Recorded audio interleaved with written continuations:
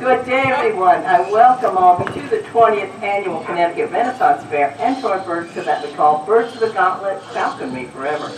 This beautiful red bird is not a bird of prey. She's a scarlet macaw whose name is Scully. Few people realize that in the wild and domestic situations, parrots eat meat. They are omnivores just like we are. These meat items come from the usual sources that birds consume, which are insects, grubs, and the like, but parrots will occasionally eat carrion, especially marrow carrion. A group of macaws will fly down to the skeleton of a carcass that has been stripped clean by other scavengers, and with their powerful beaks they are able to break open the bones and eat the marrow inside. One of Scully's favorite treats at home are cooked bones, pork chops, steak, even chicken and turkey bones, and she really enjoys the marrow. When explorers came back from the New World, part of the treasures they brought back were living treasures, plants, animals, birds, scarlet macaws amongst them. Parrots make wonderful pets for the right person as long as you understand what is involved when you bring one into your household. They are much more challenging and demanding than what an average pet store will tell you. Parrots have traits that we've come to call vices. You cannot eliminate these traits, only learn to deal with them. The first thing that parrots do that frustrates humans is they scream extremely loud at about 110 decibels. Let me see if I can get her to demonstrate one of her less loud screams. Come on, Scully, can you tell us how loud you are? No? There you go. Come on, really loud. Okay, there we go, everyone. And that's not her loud scream. To give you an idea how loud they can really get, 110 decibels, 90 decibels can cause hearing damage. This is a wonderful way for for parents to communicate when they are living in the deep rainforest, but if you happen to live in a one-bedroom apartment, a large macaw like Scully is not the right parent for you. Remember, even the quietest of parents at the minimum scream at dawn to disperse their flock to go forage, again adjust to bring the same flock back introduce it to the parent that is the other members of the household.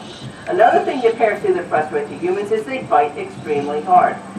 Biting is another form of communication, but this is one of the last resort. Birds communicate by using body language, and it is your responsibility as that bird's human to learn birdie body language, because if you don't pay attention to what your parent is telling you, they bite you to get their point across. They are willful and independent, have no desire to please the humans in their household, and want the humans to please them, so think about it. This is a feathered 2-year-old that has to have a pair of pliers on the end of the head that never outgrows the terrible tooth. They're very demanding, but yet they have wonderful traits as well. We love their colors. They're so intelligent. They're loving, affectionate, but also can be moody and jealous. And that can turn into a real problem when they try to chase out of your household those they consider to be competition. Despite these shortcomings, parrots are the third most popular pet in the world because parrots do something that no other animal in the world can do. And that is they talk. Now, Scully, what would you like to say to these nice people that are coming here on this beautiful fall day? Hello! There you go. She is a talking parrot, but that is no assurance that the parrot you bring home will talk.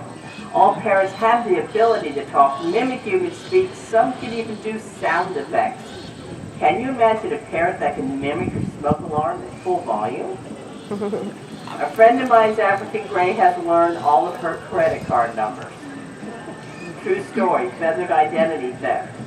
So if you want a parrot at home, please do your research. Make sure the parrot will be a welcome addition rather than a headache you wish you would not brought home. The scarlet macaw is an endangered species in their native habitat, which is Central and South America. They currently are declining in numbers in the wild, but they will never become extinct because there are private aviaries and individuals all over the world, people who love these birds as much as we do, to keep them as breeding stock, pets, and companion animals. We only hope that there's always a wild population for us to enjoy as well. Miss Scully, in a few moments, we're going to be bringing out some really fierce birds of prey. Hawks, falcons, and owls. Oh my. And some of them like to eat scarlet macaws. They say it tastes like chicken. You're the other white meat. So what do you have to say about that, Scully? Can you say nice and clear? Can you say, bye-bye? There we go, everyone. Let's have a hand for the beautiful red bird, our Scully, and the scarlet macaw. Thank you, Scully, and thank everyone. I would like to introduce myself. My name is Kitty Irene Carroll. I'm a masterclass falconer practicing falconry for well over 40 years. I am also an Eagle falconer, the Clan Henderson falconer, and we are also part of the Raptor Awards program. Raptor Awards Professional Falconers Group is an organization, basically a trade association for birds of prey professionals like us. It's based in London, England, and about 2 years ago they decided to expand internationally, and we're very proud to be their very first international member. My husband and assistant is Sir Peter Rascal, who's been helping me with these birds for well over 20 years. And we're here to tell you a little bit about the art of falconry, which is the art of using trained birds of prey as hunting partners. This partnership started nearly 10,000 years ago in either Middle East or China, and to this day both cultures have a strong falconry tradition. Western Europe came in contact with these people through the silk trade crusade.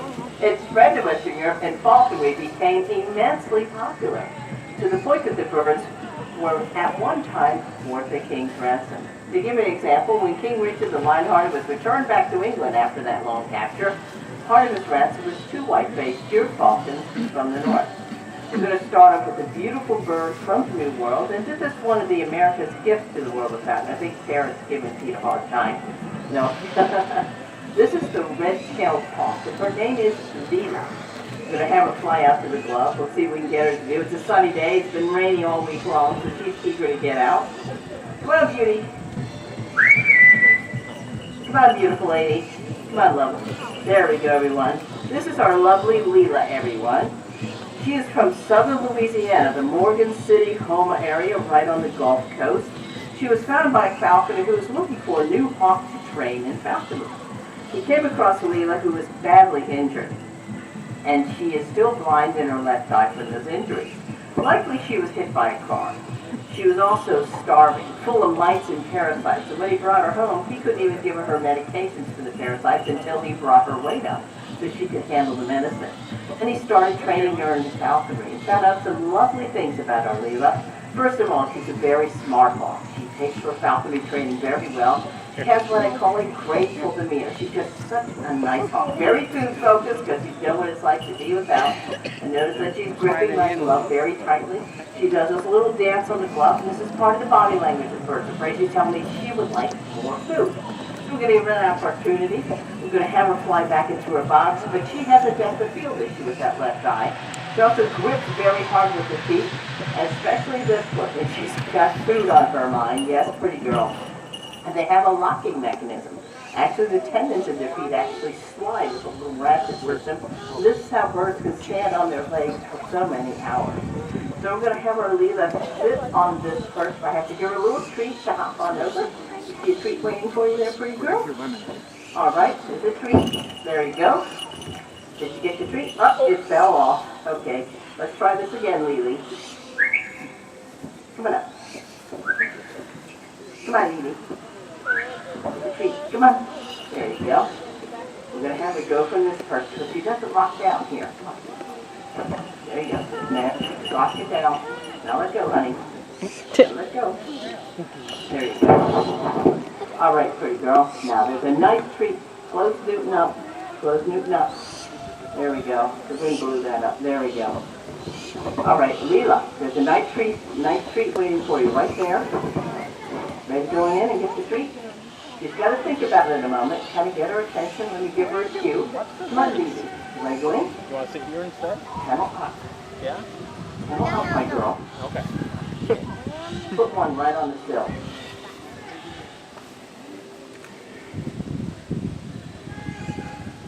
Leela. There she goes. Right on in, everyone. Our beautiful Leela, the lovely red-tailed hawk. Very good, pretty girl. She just takes her time. Now, the next person we're going to show you are beautiful falcons that are fairly commonly found in this area. You have probably seen one of these beautiful little falcons sitting on a post or a wire and not even realize it, for they aren't quite small, only about the size of a blue jay. In Europe, they're called wing hovers or hover hawks. In America, we call them chili hawks, hover hawks, sparrow hawks. It's the most common nickname for the smallest falcon in North America, and that is the American kestrel. I love kestrels. Peter's walking out with a beautiful little male whose name is Osceola. He displays the typical bluish wings of the male American kestrel. And I bring out our lovely little ladybird who displays the typical brown wings of the female. Kestrels are one of the few birds of prey that have a color difference between the genders. These are also a bird of prey that you can invite to reside on your property by providing nest boxes for them. In the wild, they nest in dead hollow trees, so nest boxes are an excellent substitute. Not only are these birds beautiful, they are highly beneficial in that they eat insects and mice as part of their regular diet. If you are serious about making your property more wildlife friendly, we are part of both the Backyard Habitat Program and the American Kestrel Partnership to encourage property owners to use native plants and nature-friendly landscaping methods. It is a much better investment of your landscaping dollar to the lower cost of maintenance and watering.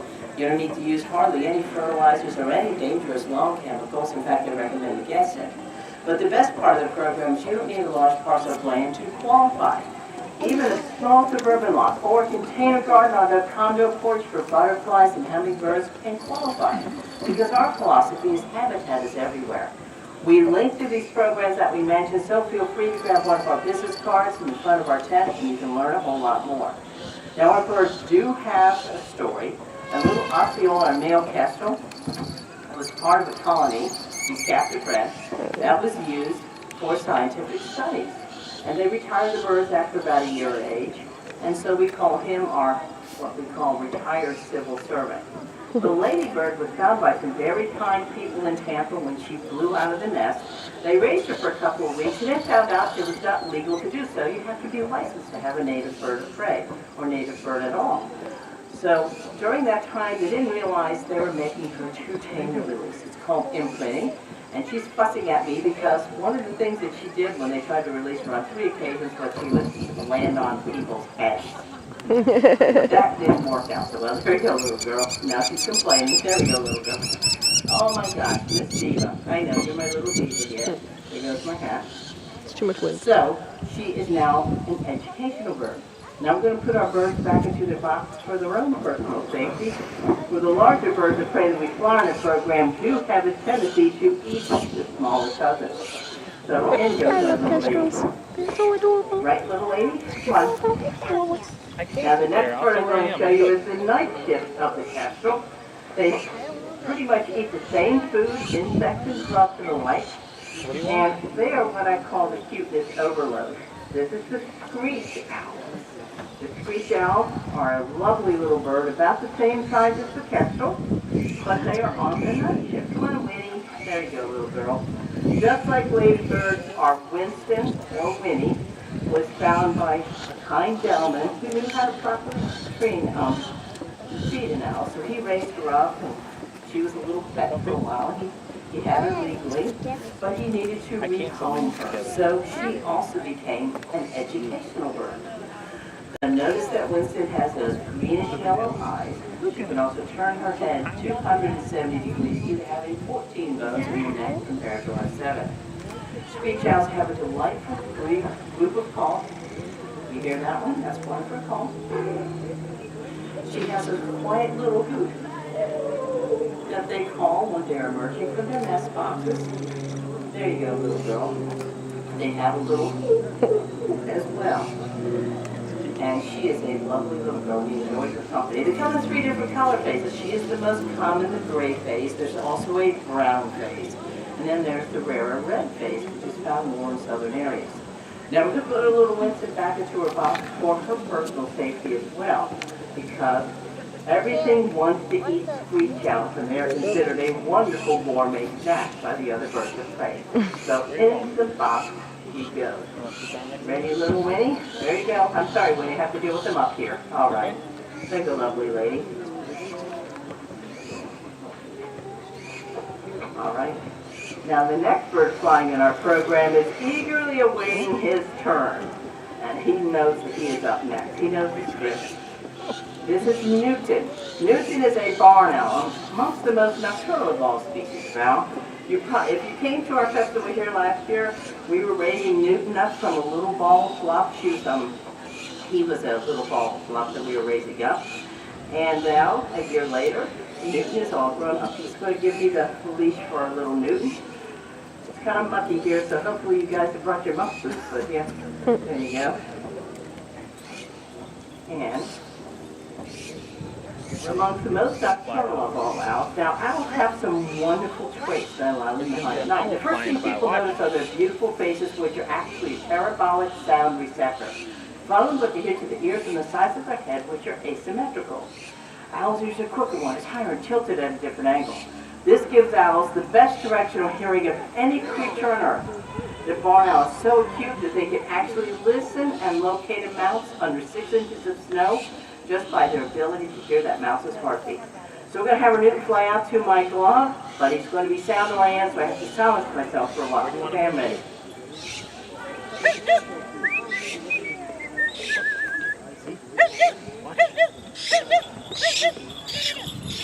There we go, everyone. Hi, Newton. Very good, little boy. Now, there's your treat. Now, he's what we call a dine and dash owl. And what he is doing when he is dashing away with his food is protecting himself from harm. It's called carrying in falconry. So I make sure that he is absolutely secure. You want another treat, Newton? Would you like another treat? There you go. There's another treat. How about another one? There you go. And also notice that he does not hoot. Barn owls make a variety of noises other than hoots, which make them responsible for a lot of hauntings in the old buildings that they occupy. Unfortunately, they are declining in numbers in the wild. Our farming practices have changed. Wooden barns and silos, which are ideal for them to hunt from and nest in, have been replaced with metal buildings. Wise farmers and landowners are rediscovering The rodent controls valuable owls, and they are putting up nest boxes or perching platforms for owls to hunt from. One pair of barn owls in the spring was observed bringing 23 mice to the nest in a 1.5-hour period. Excellent natural rodent control and far more effective than using cats. Studies have shown that cats for rodent control are actually a poor choice. Instead of killing destructive rodents, cats kill our songbirds. Well over 100,000 songbirds each day, adding up to over 4 billion birds a year, are killed by this introduced invasive species. Cats are not native to the Americas. So the Cats Indoors program started to address this issue. It's one that is growing nationwide, and we have linked to them as well. Now, Sir Peter's brought out one of our 2 barred owls, and this is our Norton. Norton was found hit on the side of the road in upstate New York, and he has some permanent crippling injuries from the auto collision. His left eye is blind from the retina being separated. His left wing is fused at the wrist from the bones being broken. Inadvertently, we are all responsible for such injuries. I don't know if anyone who tosses trash on the road, but if you were done with a food item, bad apple or a pizza crust, you toss that on the road, you are attracting rodents, and in turn it attracts their predators. Well over 60,000 birds of prey are killed on our highways each year, and we can reduce those numbers and not toss out that attractive nuisance food trash. The Newton showed you how accurately he can hear. The source of light for any owl at night only needs to be the equivalent of a candle held 1/2 a mile away. They can fly silently as a moth with their soft muffled wings, but owls do have a very poor sense of smell. To give you an idea how poor an owl's sense of smell really is, great horned owls love to kill and eat skunks. Our owls are going to go back, and it's also for their personal safety. For diurnal and nocturnal birds of prey are bitter natural enemies, and they will cause great harm to each other.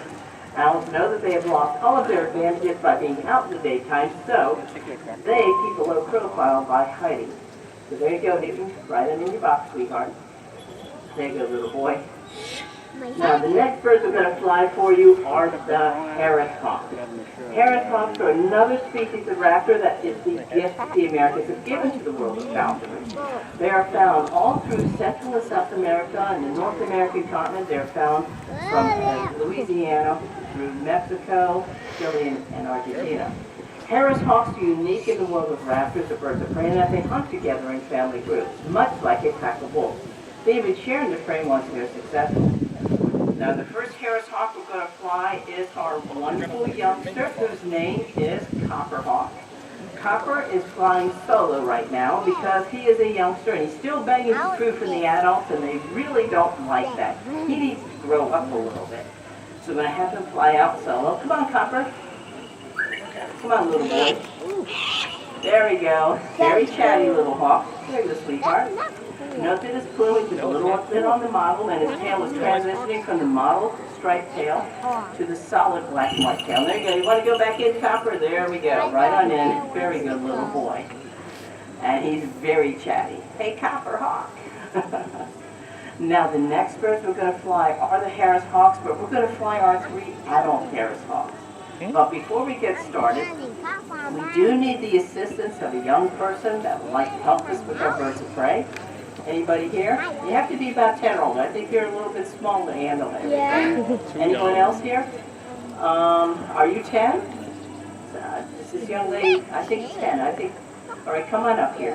Come on. Come on up. Come on up. Just watch your step here. It's kind of monkey. All right, here.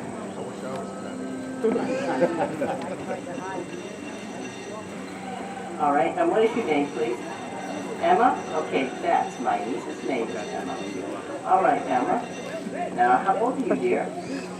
You're 7? All right, first thing you need to do, Emma, is to put this ball cap on, angle it up, get it comfy, like you're going to catch a fly ball in the field, and move up here a little bit, Emma. It's a little bit drier up here, too. I'm finally out for some length of time. That's obviously a bird of And prey. it's cooler out, too. And then it holds our big, floppy biohazard hat. You know what we mean by biohazard? It's a polite way of saying poop. You'll be fine here. And your job, Emma, is to hold this post with one hand here and one hand here. You need to hold it with 2 hands because the hawks will be laying right above you. Now, before they get flying, remember, no food items out, everyone, because I don't want anyone to have a Wild Kingdom moment in the middle of their meal. And we're going to have the first hawk fly out, which is our silly hawk. She's 14 years of age. Come on, Sadie Hawk. This is Mercedes, Emma. She's flying with us ever since she was about 12 weeks old. You can look up, Emma. That's your pants one. Hold it straight up and down. There you go. All right? She's facing the right way, so you don't have to worry about it right now. Now, the next bird flying out is our debonair little boy. This is Doc the Hawk. He is 18 years of age. Note that he's a little bit smaller than the girls. The males are on the average 1/3 smaller than their female counterparts. And then the oldest hawk in our program is coming up. Come on, Pep. Not you, Doc. Come on, Pepper. There we go. This is Pepper. Pepper, everyone, is 29 years old and still flying strong.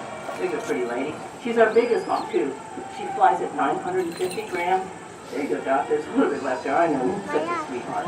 Now, Emmy, you need to hold this up straight here. Hold it up straight. So there you go. Hold it up. Right there. That's nice and straight. Then you don't have to put any, use your muscles just to hold it up. There you go. Sadie's just going to land up there. You can look up, though. Okay? Just don't lean back when you look up. There you go. Notice that our birds enjoy the hawk food. This is a gourmet hawk food. It is a combination of chopped whole chicken, quail pate, and marinated minced mouse. Since our birds are predatory, we do our best to copy their natural diet that consists of the aforementioned rodents and chicks, squirrel, partridge, and of course any game that they have caught.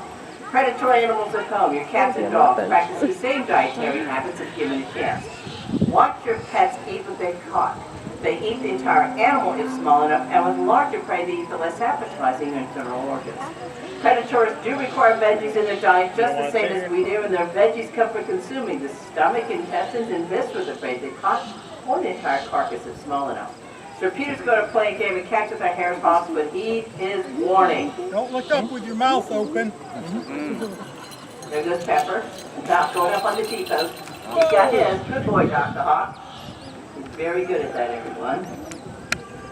He's showing Sheldon, our newest hawk, who is in observational mode right now. All right. Come on, Doc.